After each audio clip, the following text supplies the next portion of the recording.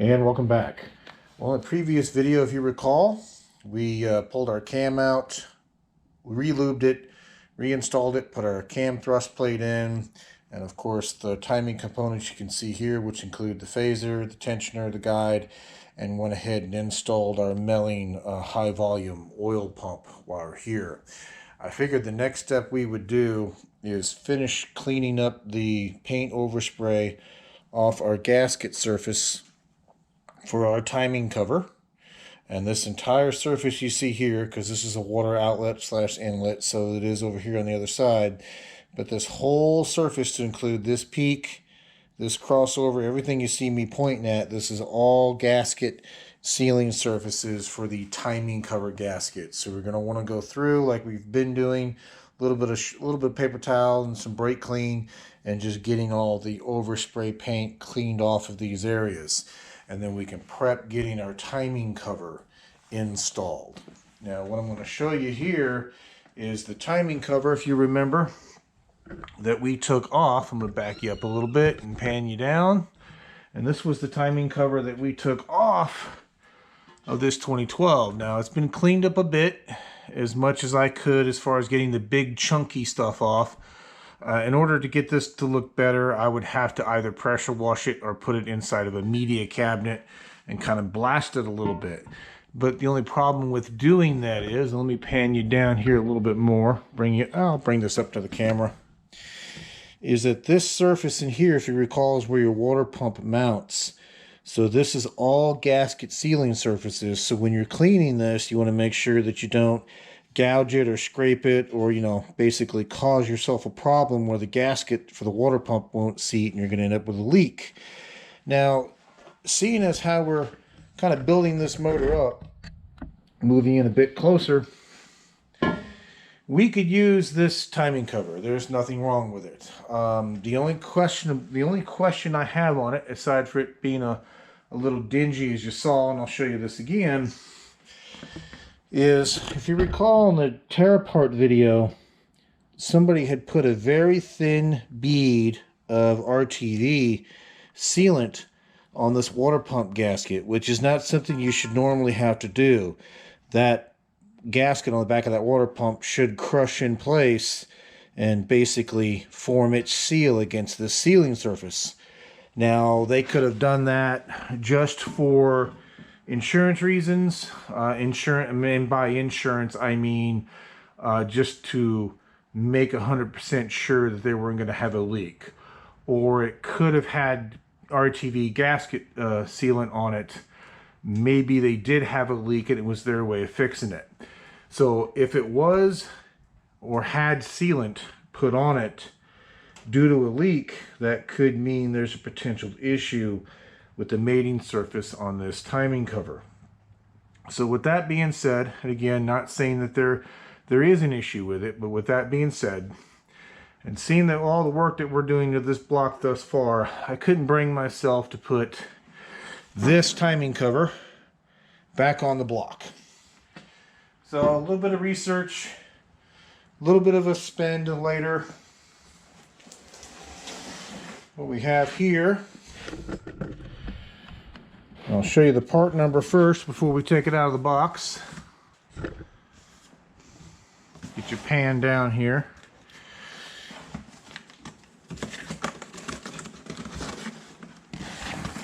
Hopefully you can see that part number. I'll read it off to you. It's 5302-2195-AM001. And you probably guessed by now, but this is a new front timing cover. Now, this part number ends in 2195-AM001. Our old timing cover, you can see the part number in there from Chrysler, also ends in 2195, but this is an AG. So they've gone from an AG to an AM. So it's had a few more years of advancement on it. And I'm going to say, judging by, at least from what I know of Chrysler's part numbers, it's gone through, probably a little bit of a revision, going from a G to an M in this case. So without further ado, And again, this is not something that you need to do if you're doing this particular service. I've reused timing covers and they've been fine. We just took advantage of the opportunity to get a hold of and put on a very nice looking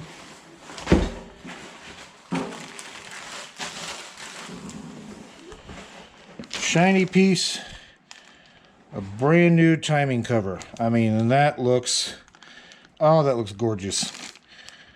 Now, obviously, you know, after a little bit of age, a little bit of wear, a little bit of driving around, it won't remain this shiny. But I think it'll look real nice across this freshly painted black block that we're dealing with here. Now the nice thing is, it is an OEM part, as you saw. So it comes with a new front crank seal, as well as a new timing gasket, already installed in the back and ready to go. So again, what we're going to do is finish cleaning up this mating surface. I'll get you back in here on the block. We're going to finish cleaning up this mating surface, and then I'll bring you right back for the install. Initially, there's only 4 bolts that are going to kind of hold this in place, and then the rest of the bolts will come into play as they pass through the water pump. And there's there's one on this side that passes through the timing cover and bolts into the cylinder head, and we'll get that one in place, obviously, once we have the cylinder heads installed as well. So let me go ahead and get this cleaned up, and I'll bring you right back. One moment. And welcome back. So we've got our sealing surface cleaned up, and I'll pan up the camera here in a little bit and show that to you.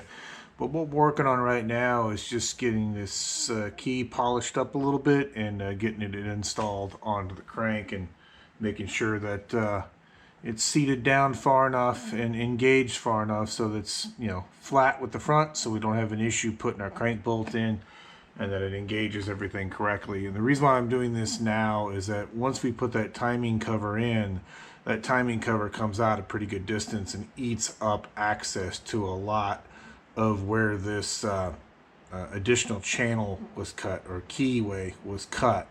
So I'm just going over that key with a little bit of 2000 grit sandpaper kind of around the edges and such, just to kind of polish it up and make it seat a little bit better.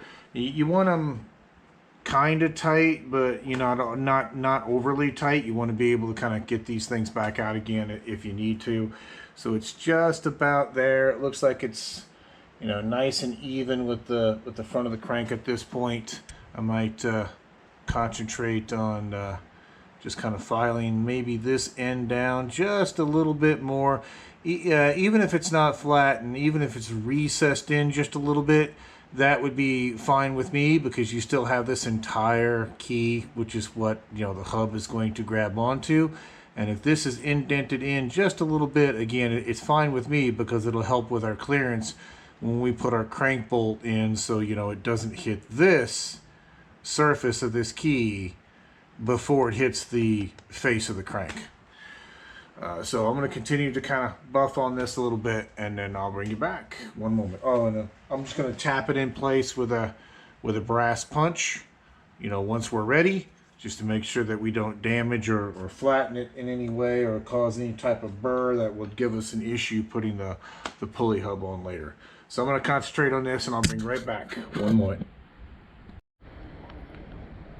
And welcome back. So sorry for the background noise. We're getting a pretty good rainstorm right now, so you're hearing it hit the garage door. But you can see we got our key installed. We got it nice and flat all the way across. And you may not be able to see that, but it's sunken in. We got it. We filed it back just a little bit, just so it was just shy, basically just a little bit shallow of the face of the crank. So again, that way we don't run into an issue when we go put our bolt in, because we don't want it to, you know, hit our keyway first and not be flat up against our crank. Again, this step you're probably not going to have in your build. If you remember, this is a keyway that we had the machine shop cut in there for us, that we're going to use for the supercharger pulley in lieu of using the pinning kit. So we ended up just using a little bit of 320 grit to kind of get it chopped down a little bit, and then polished it up with some 2000 grit just to clean up any residual burrs. We've got it installed. I think it looks good. I think we're okay to install the timing cover at this point. And just to show you that surface, I'm gonna wipe it down one more time with brake clean to verify that it's nice and good and clean, and then I'll bring it back and we'll proceed forward with the install. One moment. And welcome back. So we got a keyway put in our last segment, and we got our mating surface wiped down one more time with brake clean for the sealing surface for our timing cover. This timing cover, since your water pump is in front of it, this gasket is pretty critical because it seals off your water passages plus your oil circulations here. And at the bottom, once you put the oil pan in, the oil pan overhangs here. So if you had like a coolant leak, it could very easily trickle down and end up, you know, straight inside your oil pan and start diluting your oil, which obviously would be a bad thing. I'm going to scoot you in a bit closer so I can get behind you. And then we'll see if we can get this timing cover in place and start getting some bolts in it. Now the 4 bolts that I'm going to put in, if you remember from the uninstall video where we tore this down, these first 4 bolts in the timing cover, they're all the same bolt, they're all the same length. There is one oddball bolt that does make up the timing cover, and I'll show you that here in a bit, but that's the one in the upper right hand corner that bolts into the cylinder head. Now this timing cover does come with one of those inserts to keep the seal from rolling over as you push it in place. So if we get our plastic cap kind of where it needs to be,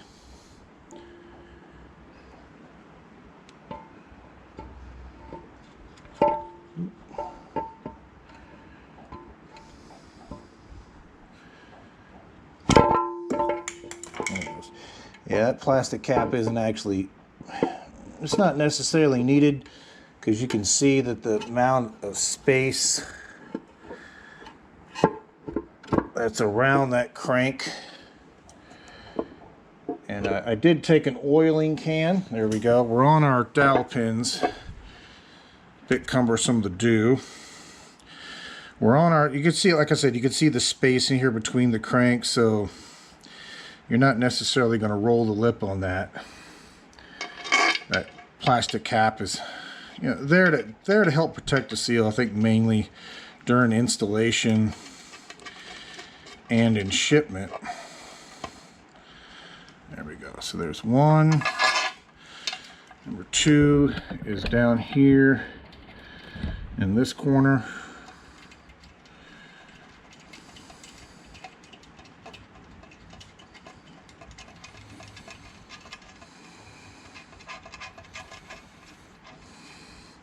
And you can see now why you have how much less space we have to be able to get that key all the way in, which is why, you know, we obviously did it before we put the cover in place and created an obstacle for ourselves.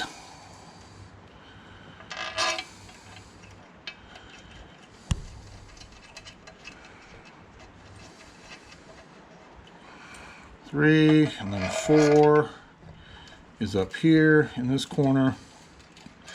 There's actually a 5th bolt that makes up what they consider the timing cover bolts, and that is the one bolt that is different. You'll notice this one has a bigger shoulder on it. It's not threaded. That goes up here in this far corner where you see this metal sleeve and the timing cover.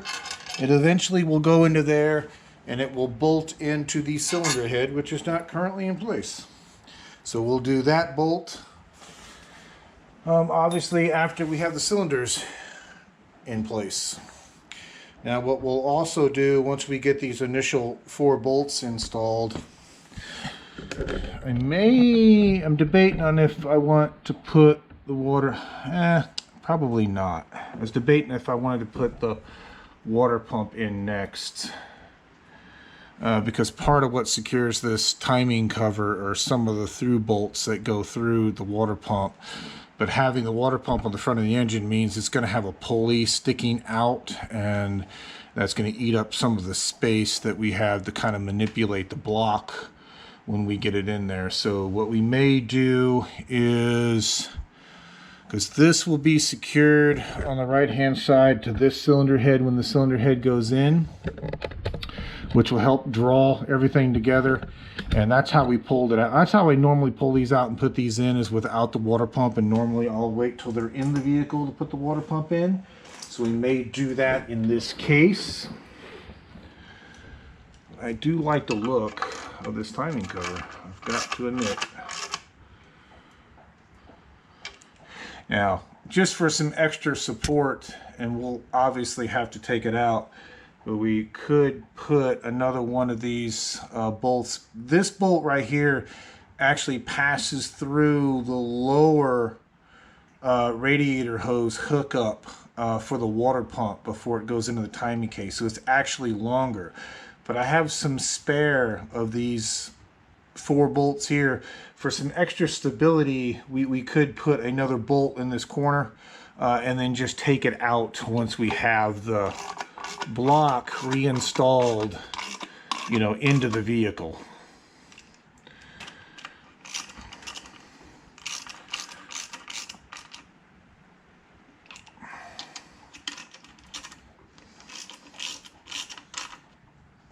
And we can also put the water pump on it too.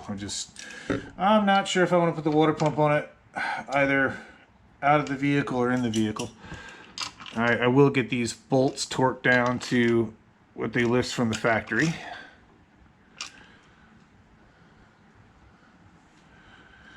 Okay. Let me grab some paperwork here. Looking for the timing cover bolts, 21 foot-pounds.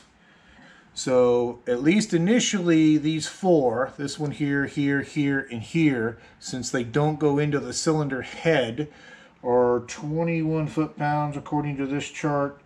And the timing cover to cylinder head top bracket, there's a little metal arm that also, when we do the cylinder head, you'll see it. There's a little metal arm, if you remember, during the deinstallation that went between the timing cover and the cylinder head. We'll put that in. That'll be, obviously, cylinder head needs to be there first.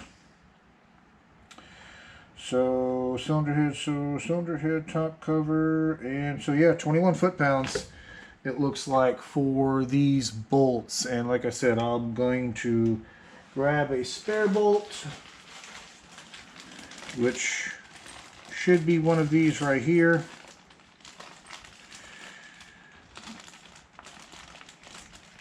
I'll show you this part number. So it is 06102184AA, and that is the same length in thread pitch as the 4 we just put in, except I'm going to put it down here in this corner. See, that may be a bit too long. I can tell you right now. Yeah, because remember, this is supposed to have, yeah, that's already bottoming out. That bolt is going to be a bit too long because it expects there to be a water pump in its place. So I'll have to see. Let's see what I can come up with. I'll see if I can find a shoulder bolt. Again, I just want to give the timing cover a bit more support because part of where it lifts from is this bolt right here. Sorry, excuse me, for the engine hoist adapter.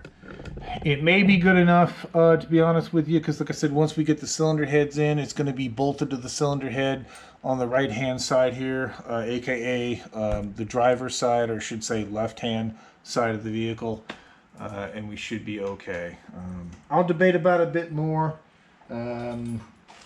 I'll think about potentially putting the water pump on, which will give us the rest of the through bolts that we're looking for and provide us some support. We'll just have to be mindful when we're putting the block back in. You know, that we don't inadvertently stress anything. I tell you what, let me do this. Now that I think about it a bit more, I'm going to do that. I know I'm rambling. I apologize. But let's do that. Let's go ahead and get the water pump in, so at least that's here, its bolts are set, and it's helping to secure this to our block a bit better. And then we'll work towards putting our oil pan and such in. So one moment. And welcome back. So I retrieved our water pump, and if you remember when we did our disassembly, we have our piece of cardboard here. It's kind of a template to let us know what bolts we took out and where they go, because these a lot of these are different lengths. Let's see here. We did buy a couple of replacement bolts to help with some of this, and this would be one of them. If you remember during the deinstall, I mean, you could probably wire wheel that, but it's looking pretty crusty. So we went ahead and just bought a new bolt for it, and one of the bolt part number I showed you earlier, which I'll show you again, is just to replace a couple of these. They're looking pretty corroded on the end of them. Again, they could be reused, but it was kind of take advantage of replacing it while we're here type thing. So let me show you those part numbers once again. This was the part bolt that you saw earlier.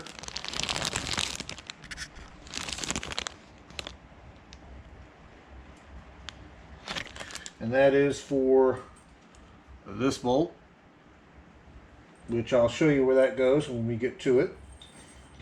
And the longer one, the one that goes through here, the lower part of the water pump, and then through the timing cover, and finally into the block, is this big old long bolt with this big shoulder on it. And it is that part number there.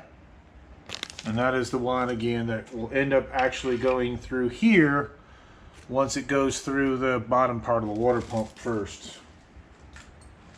I want to show you the part number for the water pump. It is an OEM water pump.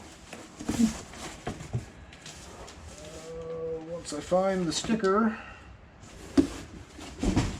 there it is. Let me get it pulled back here a little bit. Hopefully that's not too close for you. It is 68346912AB001. And the nice thing about an OEM water pump is that, yes, it may be a little bit more pricey than an aftermarket, but if you'll see that right there, if it comes with any kind of sensors in it at all, for water pressure, water temp, anything of that nature, generally an OEM water pump will come with all new sensors pre-installed, which is kind of nice. So you are getting a little bit extra for what you're paying. So what I'm going to do is, rather than you watch me kind of put in bolt after bolt after bolt, is get this water pump in place using the template that we made when we took the bolts out. Kind of get everything situated and start to get it at least down hand tight, and then we'll come back and, you know, torque all of our timing cover bolts and now our water pump bolts.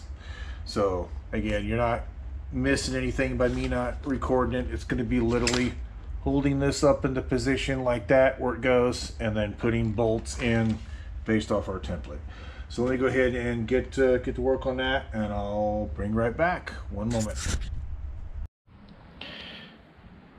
And welcome back. So we got all our bolts in per our pattern that we took earlier when we did our deinstall. I'm just going through now and verifying that at least everything is just snug, you know, aka pretty much no more than hand tight. Now the book itself, when it covers the install, didn't show a torque pattern for this particular year 1500. I did look at some other examples. Like, all data does show a torque pattern for the 6.4, or 2500, but they didn't show one on this one. So what I'm going to do is when it comes time to do final torque, I'm just going to do a crisscross pattern, and then we'll mark all the bolts with a Sharpie just to make sure that we get them all torqued. But for now, I'm just going around in a circle and just getting everything hand tight.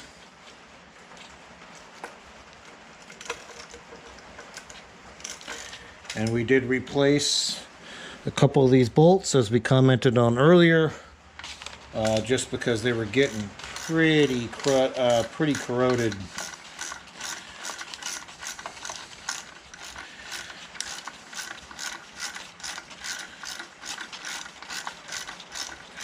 So there's a number of these bolts, like I was telling you earlier, that do pass through the water pump, through the timing cover, and actually bolt into the block. So they're part of what helps secure this timing cover.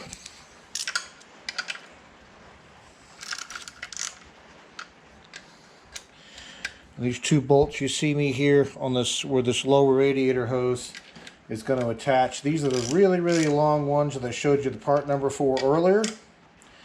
I'll show you that part number again. And I'm sure it's used elsewhere and probably in several makes and models of other vehicles. But that part number are the two bolts that are here and here.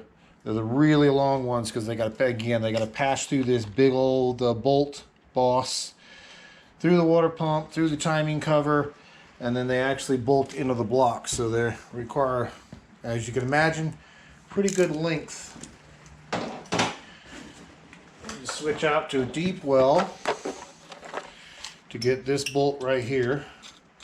This is a studded bolt, because this will eventually, once we have the engine installed and all the brackets and everything hooked back up, and that's actually bigger than a 14 millimeter.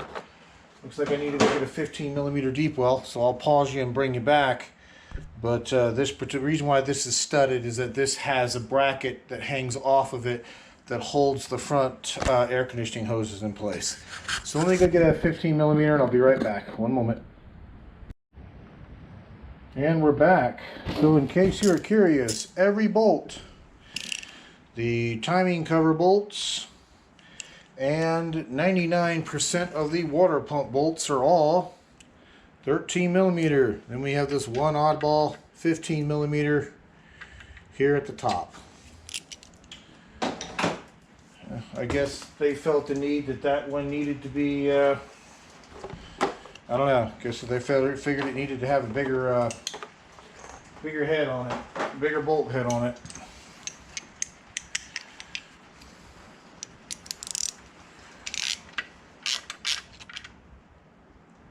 Okay, so awesome. We've got everything hand tight at this point. We're got our timing cover nice and secure to our block, which is perfect. So now what we'll do is we'll I'll go through and torque these, and again I'll give you those torque values again. If I give you torque values, just to restate it, remember to take those torque values with a little bit of a grain of salt, because just verify them for your application. So the timing cover bolts, again, which it refers to as just being these here and these here. It was probably that one as well, if I remember correctly. So you're going to have 2, 4, and then when we have the cylinder head in here, that'll be number 5. Those should be 21 foot-pounds. And let's see. Do I have the water pump? There you go. Water pump to timing cover, chain K cover bolt, 21 foot-pounds. So it looks like the chart is listing 21 foot-pounds for all bolts, which would make sense. Even though a lot of these go through the timing cover and then bolt into the block, they're considered a water pump bolt, not a timing cover bolt. Again, don't ask me why. So I'm going to get to work on this. We've got a lot of items to torque. And again, as we get them torqued, we'll mark them off with a Sharpie, and then we'll go from there. We'll take these kind of a little bit at a time, just so we don't tilt it to one side or the other, try to keep it as even as possible. And when it comes to the water pump, we'll just kind of do a crisscross pattern in order to get that one complete. Now, as we get them done, like I said earlier, we'll just mark them with a black Sharpie just so that we know that we've got it and we don't forget it. And I'll bring you back for the next piece. One moment. And welcome back. So we got everything in, we got it torqued. And see if you can see them there. We went through and, like I said, just hit each one of them with a black Sharpie as we reach final torque. And we did go through the gambit twice over, just to torqued it once, let everything sit, and then hit it again to verify everything was at final torque. So awesome. So what we're going to do next is we're going to see about getting the lower oil pan and its other accessories in place. So let me move the tripod, grab some more bits and pieces, and I'll bring you right back. One moment. And welcome back. So I got you pretty high up on the tripod because I want to show you this first. One of the things that makes this engine stand we purchased worth every penny is the ability to do this.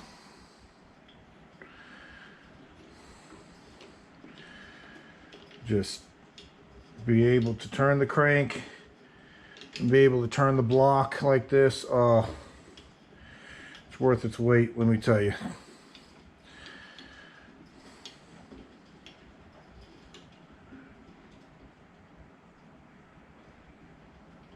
There we go, perfect. Now that we've got the underside of our belly exposed here, you can see that we're got plenty of assembly lube leaking out from everywhere. And don't worry, before we put the oil pan and everything in place, we will come through and just use an oiling can and thoroughly coat also everything on the underside of here. We did coat, if I didn't mention this in the previous clip, I apologize, but we did coat the timing gear and the chain and the guides and all that thoroughly down with oil before we put that front timing cover on. Again, just because this is being built just to try to help it every way we can, because it's going to start up dry for a few moments other than what's there for assembly lube and any squirts of oil that we provide. So I'm going to work on getting this surface cleaned up, but what we're going to do is that we're going to install the pickup tube into the oil pump here and get it mounted on its mount point, and then we can start prepping to put the windage tray and the oil pan in place. Now, the RTV that we needed is for these 4 points here. You got 2 points here and 2 points here, where the front 2 points in the front where the front timing cover meets the block, and the 2 points back here where the rear main seal meets the block. And what you'll see, we can see that there, you see this little part of the seal. Now this is part of the seal that's in the rear main, and you also have kind of this squishy rubber rectangle also on the front timing cover, and this is where we're going to squirt our RTV. So we're going to put a little bit of RTV in each one of these 4 corners before we put our windage tray in place, and that will help keep oil from getting on these edges here where these two meet and kind of weeping and seeping out of the block. But what I want to do is get all the oil runoff, assembly lube runoff, off of this mating surface, because we don't want this mating surface covered in oil, because the windage tray also serves as our oil pan gasket. So it's just going to be a rubberized gasket that'll squish down in place on top of our metal block.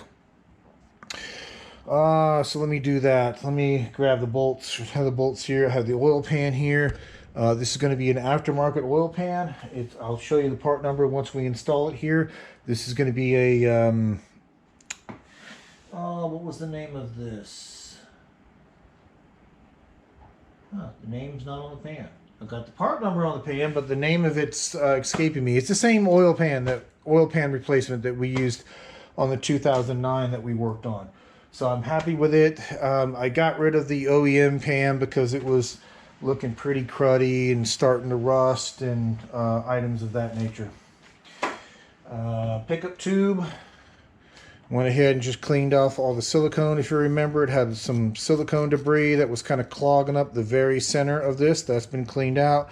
We flushed it all out with some brake clean, so that's ready to be reassembled. And once we get the oil pan on and we're ready to do it, what you see here is a Fumoto valve.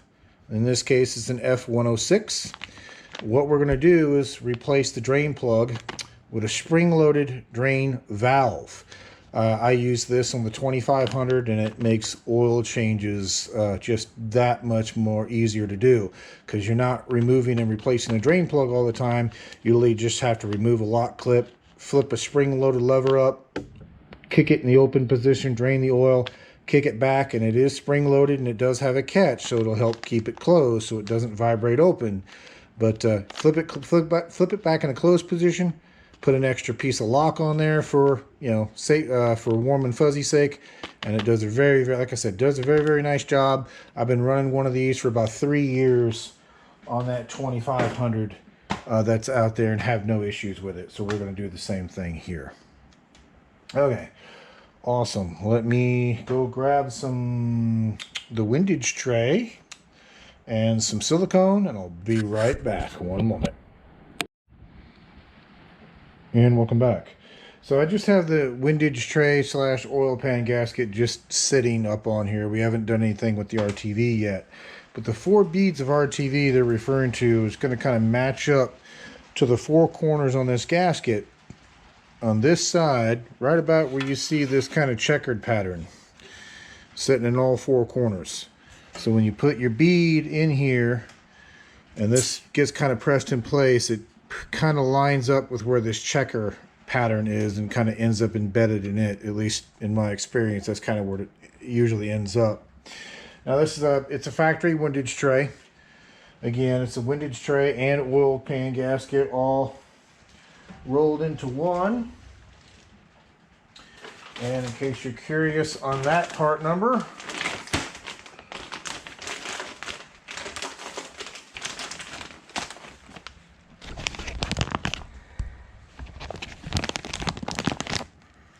and there you go. So it's 53021568 AE-001, or at least that's the current revision of this gasket.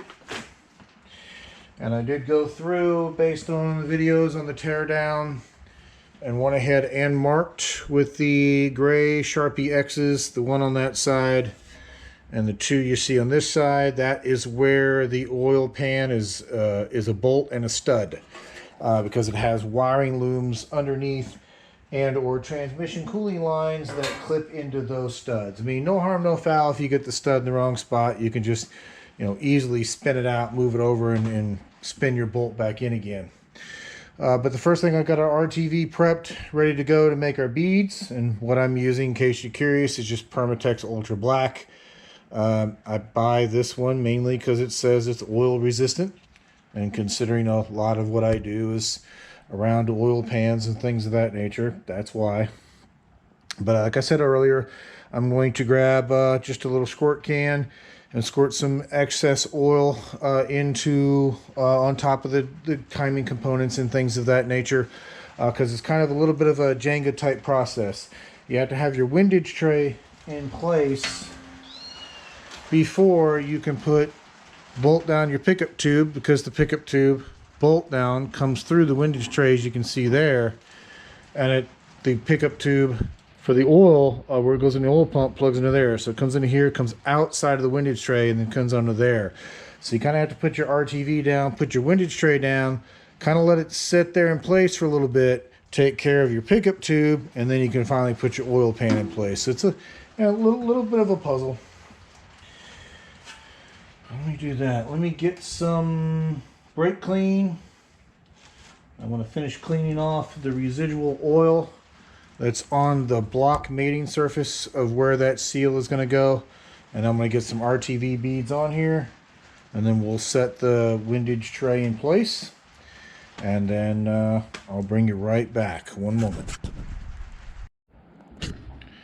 And welcome back. So I just want to show you this while we're cleaning up this surface here.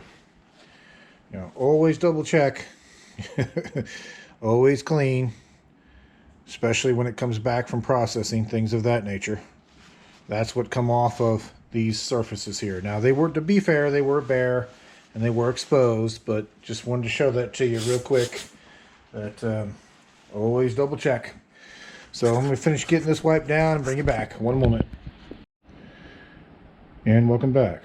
So we got our windage tray seated down into our RTV, and it's just kind of sitting in place right now. And we're going to put our pickup tube in. So once we get it, what you want to do is just lower it slowly and kind of line it up with some bolt holes and just kind of sit it there. It'll seat and start to squish out a little bit as we get the oil pan bolts in place. What I'm going to do is, I know they gave me a seal that came with the new oil pump, but I'm looking at the factory seal I bought for a factory oil pump, and it looks to be just a scooch thicker. Same diameter, but for my paranoia, I'm going to try a factory O-ring on there and see how well this seats. Now I did put a bit of engine oil on there to help that seat a bit better, just so it doesn't go into that pump dry. Like I said, I don't think there's anything wrong with the seal they sent. I just happen to have a factory one here, and it could just be my paranoia, but while looking at it, it looked to be a bit thicker. If my volume of my voice is dropping, I apologize. I'm looking for a bolt.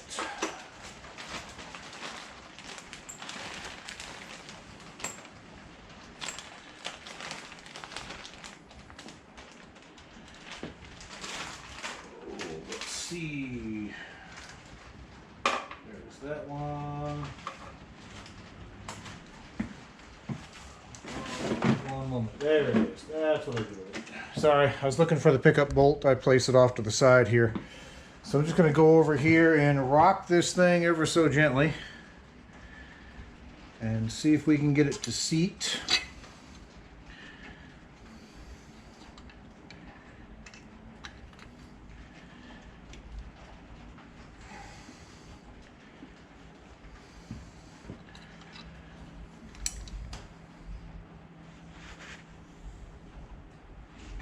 Yeah, that's a bit tough. Let me go back and use their seal, because that factory one may be a bit too thick. And if I get the same amount of resistance, I'll go back to a factory one, just for giggles. But that's what I'm going to do, rather than just kind of keep recording this, and while you watch me kind of fidget with this, I'm going to just work on this, and I'll bring you right back. One moment. And welcome back. So I've been kind of playing around with the seating of the seal into this pump, and it's a bit tight. I am able to get it to go, and the factory ones are kind of as tight as well, so it's nothing against any of this. But what I had to do, yep, and you can see me in the shop, is just kind of take the pickup tube this way, get it kind of started into the pump housing, give it a little bit of a downward pressure, a little bit of a wiggle, and there we go. And so it wasn't too bad. It was just, I guess, kind of the execution of where it was coming from. So again, just kind of started off here to the side a little bit, kind of got it in place, gave it a little wiggle, and then finally turned it into position. Now, since I took that out for sake of showing the camera exactly what I did to get that seal to seat, I did change it out to a new one. So I did end up putting the factory seal on here, but that's only because after figuring out how to get that seal to seat into that pump, I wanted to take it out and shoot it, and since I did that, taking that seal out, I just wanted to replace it with a new one. Probably could have used the original one, because it literally had no run time on it, but again, I don't want to cause an issue, especially with this setup here. So let me go look up a torque spec for these two, and yes, there is a torque spec on those two. I'm going to get them torqued, and I'll bring you right back, and we'll get the oil pan set in place. One moment. And welcome back. So we've got them torqued in. It was 21 foot-pounds per all data for both the oil pickup and the supporting bracket bolt. And I have verified that you can see that this is, you won't be able to see it in the camera, but I did look and verify that this is nice and flat and seated up against that oil pump, so it looks good. Actually, let's do this. Take you off the tripod temporarily and show that to you. So you can see we're nice and flat, we're flush. We definitely have our seal in there. We are good. Okay, so I'm going to get this oil pan into position next. And we're going to start trying to get some bolts through here and get some items to line up. So there's our pan. Let me grab the right socket and at least a couple of corner bolts to get things started.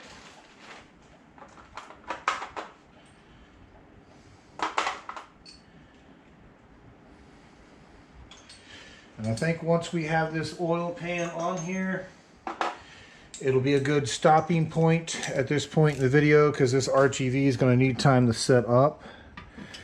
And that will leave. I know I potentially talked about doing the lifters and MDS block-off plugs. But I think what we'll do is we'll save that as part of the cylinder head install. As I commented on earlier, the gaskets are here. The 10 thousandths thicker head gaskets are here. But what I do not have, and I noticed it yesterday while editing this video, and I should have noticed it when I picked the block up from the machine shop, is that we are missing our alignment dowel pins to our cylinder head. And typically it's normal, those would get removed while the cylinder heads or the block is being decked. Normally they would be put back in. They may have been damaged on the removal, which can sometimes happen, which may be the reason why they weren't put back in. But either way, no harm, no foul. I did order a set, but they will not be here for a few days, so there may be a little gap in things that we do. I may do a separate video where we do just the lifters and the MDS block-off plugs and kind of make a little bit of a quick video about it. Or there just may be a little bit of a lull, at least for a day, and then we'll get right back on it as soon as those dowel pins come in. But that's all I'm going to do is go through and start all of these bolts by hand, with the exception of where we made our X's. That lets us know that we have a stud that needs to go there instead. And then when I get all these done, I'll bring you back. It's not very high torque on these bolts. Don't put a full-blown impact on here. There's no need for that kind of a torque. I'll read you what the book says are the torque requirements on here, but I've literally put these on before and just made sure they were nice and snug and even uniform all the way around, and generally haven't had a problem. But let me get these started and I'll bring you back. One moment. And welcome back. So we got our oil pan on. We got our bolts in, at least hand tight at this point. And in case you're curious, hopefully you can see that. That is the torquing pattern. There's 21 bolts that hold this oil pan in place. Takes a little while just to get them down hand tight. Now, according to all data, let's see. 21. We got that. Oil pump bolts, oil pan drain plug, oil filter, oil pan bolts. Says it's 9 foot-pounds. Yeah, it's not a lot of torque on those bolts. It's real easy to snap one of these bolts, so just be careful with it. Again, 9 foot-pounds according to all data. 9 foot-pounds probably isn't really much more than just a scooch over an average hand tight, but let me crank out a torque wrench here, set it for 9 pounds.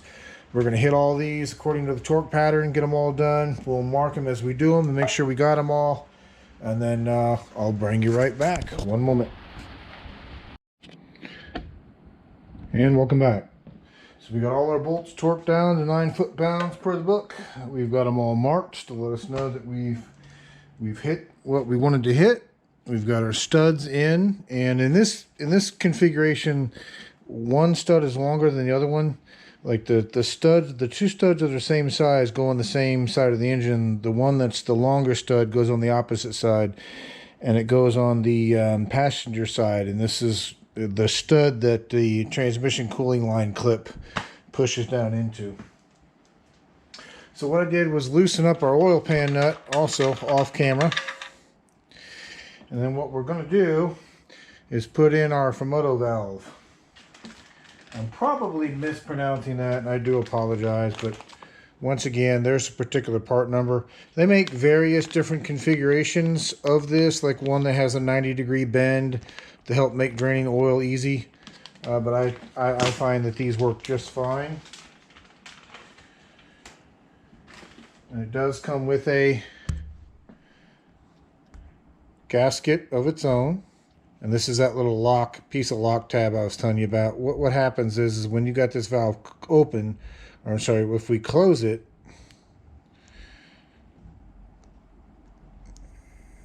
there we go, a little bit stiff because it's new.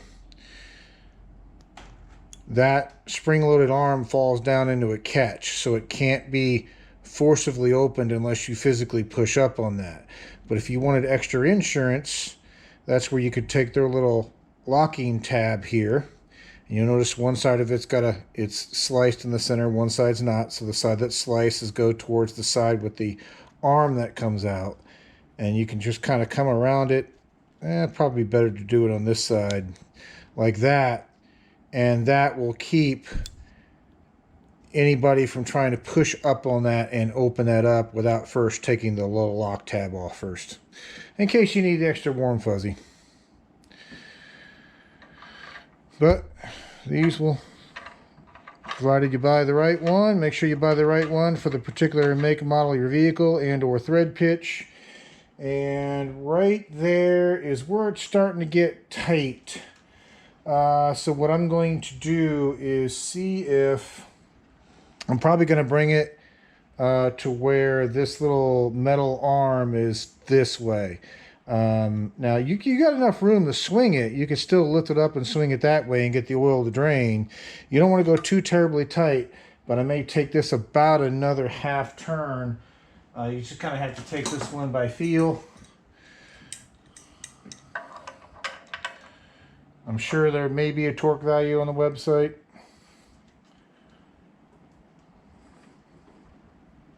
Yeah, that right there, that's good and tight right there. That's about how tight. Let me try it one more just to make sure. Yeah, that's about how tight. I'd make a drain plug. You could see just a little crescent wrench. No need to get too terribly carried away with it. We could still access our little lever, pull up on it, drain our oil, close our valve when we're done, and then we can take our little, again, locking tab for extra warm and fuzzy. It goes around like that. Let me get the camera in closer so you can kind of see that. And I know some of the OCD individuals like myself is probably going to get a little bit annoyed that that isn't perfectly straight, but I don't want to go any tighter than that and by chance damage those threads. Like I said, that's seated real well. That's nice and tight where that sits. And like I said, it's a convenience item. They work, and they do work well. But I can understand some people's comments about that would keep them up at night. That they just don't get a warm enough fuzzy that valve isn't going to fail in some way and open up. I'm not going to say that nothing is impossible. But however, like I said, I've been running this for 3 years on a 2500 now. That's also supercharged, and that valve has been fine. Now, if you have one of these valves installed and you take it to a quick oil change place or the dealer to get your oil change, sometimes they take these off and they'll go back and put a standard drain plug back in its place. So, you know, just be mindful of that. Keep on the lookout for it and make sure they don't remove your stuff. Okay, with that being said, like I said, I think like I said earlier, I think we'll cut it at a video at this point. We're getting pretty long. But what we did cover today was getting the timing cover on, the water pump, all its associated hardware, getting our pickup tube for our oil pump, our windage tray, our oil pan, and installing our Fumoto valve. So once I get the dowel pins in, we'll be ready to put the cylinder head, we'll be ready to put the lifters, cylinder heads, and the MDS, there we go, block off plugs in place. But I'm going to get you a little closer here so we can once again see some magic.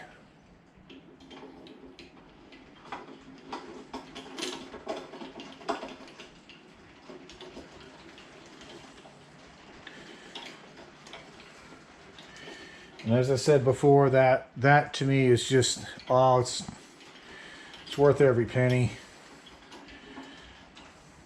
Trust me, I've got the manual engine stand just to show it to you.